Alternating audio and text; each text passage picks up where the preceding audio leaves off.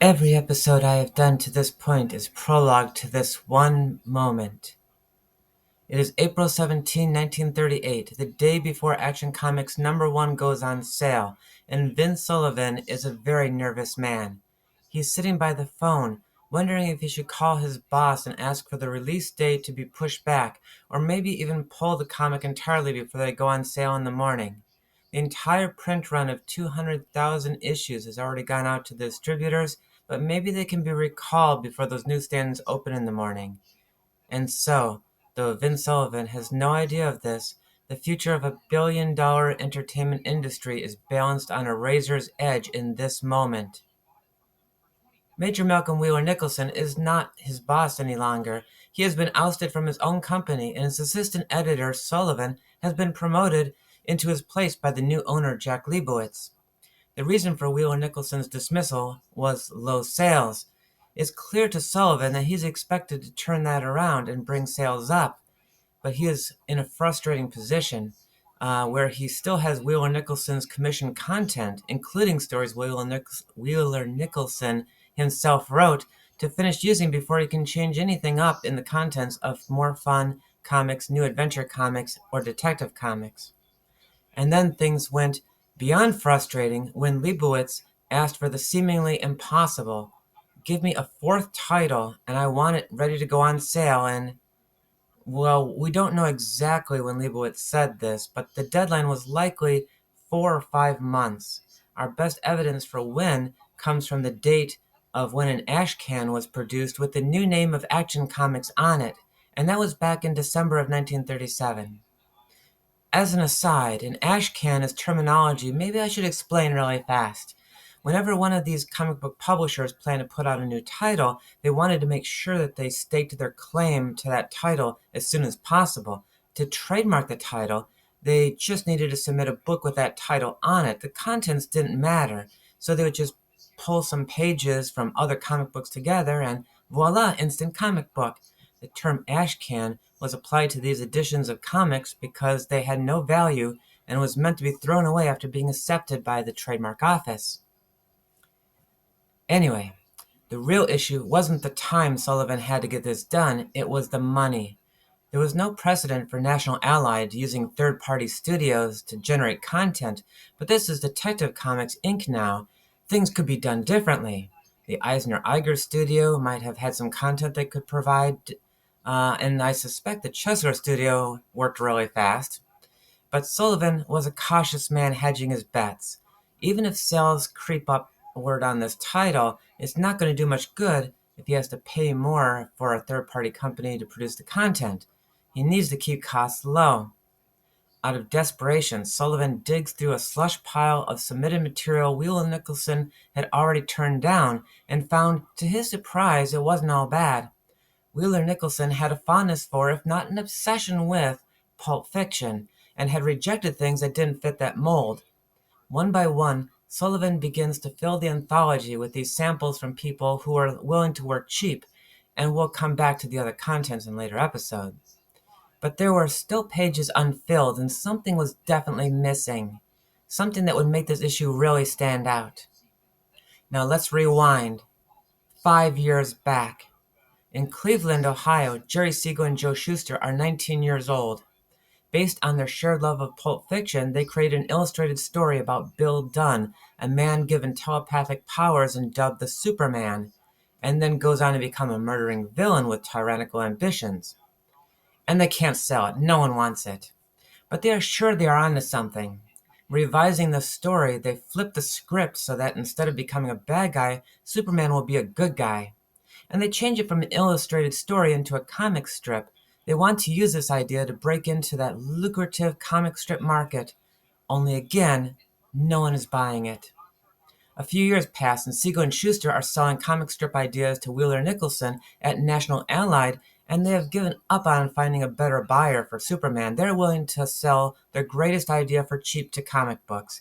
And even then, Wheeler Nicholson isn't interested either.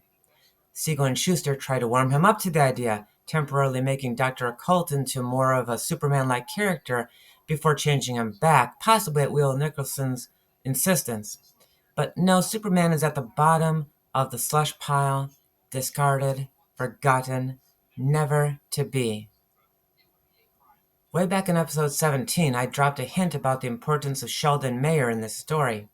Mayer was, like Siegel and Shuster, one of the earliest original creators in comic books, starting to freelance for Wheeler Nicholson about the same time. Only very quickly, Mayer's career took a different trajectory. While Siegel and Shuster are still mailing their work to New York from Ohio, Mayer was there in New York, meeting all the right people. 1 year into his comic book career, he was already an editor for the McClure newspaper syndicate at just the age of 19. And while he was there, that was when he saw the rejected comic strip version of Superman, McClure being one of the many syndicates that they had tried to sell their creation to. Mayer was, at this time, a passable but not a visionary comic book creator. His greatest works are, at this point in the story, a few years in the future.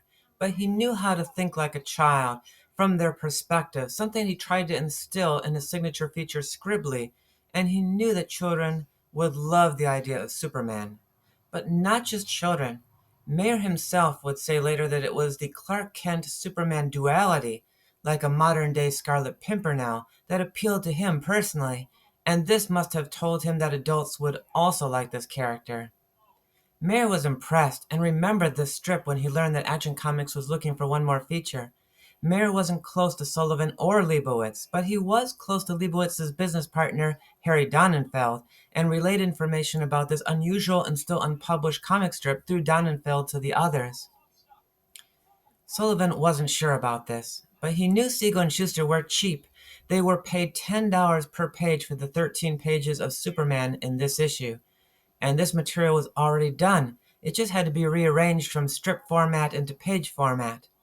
But like I said, he was a man who hedged his bets. He would put Superman into the book. He struck the deal with Siegel and Shuster on March 1st, just a month and a half before the book was scheduled to go on sale. But he wasn't letting such a silly-looking character anywhere near the book covers he was commissioning for the upcoming issues.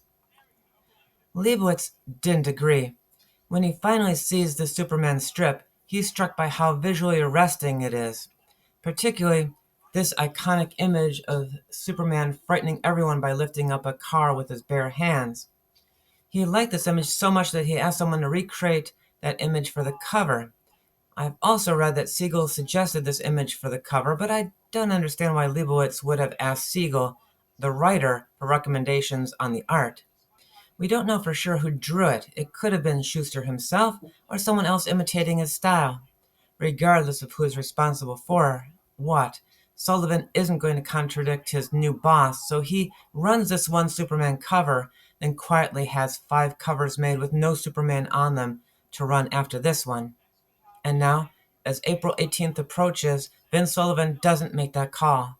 The comic book will, for better or worse, go on sale in the morning, at newsstands all over. There are 200,000 copies out there, and Sullivan wonders how many of them will come back unsold. He never dreams that they will completely sell out faster than any comic book made up to this date. My little dramatization here might seem unrealistic to you. The billion-dollar superhero industry hung on just this one moment?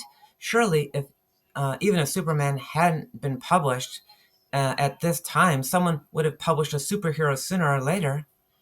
But would they? Who else hasn't already turned down Superman at this point?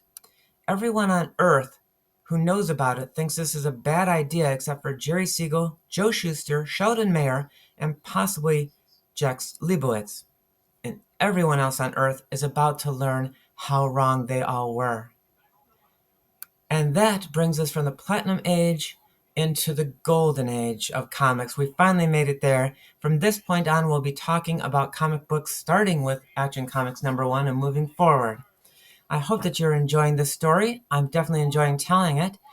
Please like and subscribe if you haven't already. I have a Patreon that you could support if you'd like, which will help me, just keep the bills paid so that I can keep making these instead of getting a second job. Important stuff like that.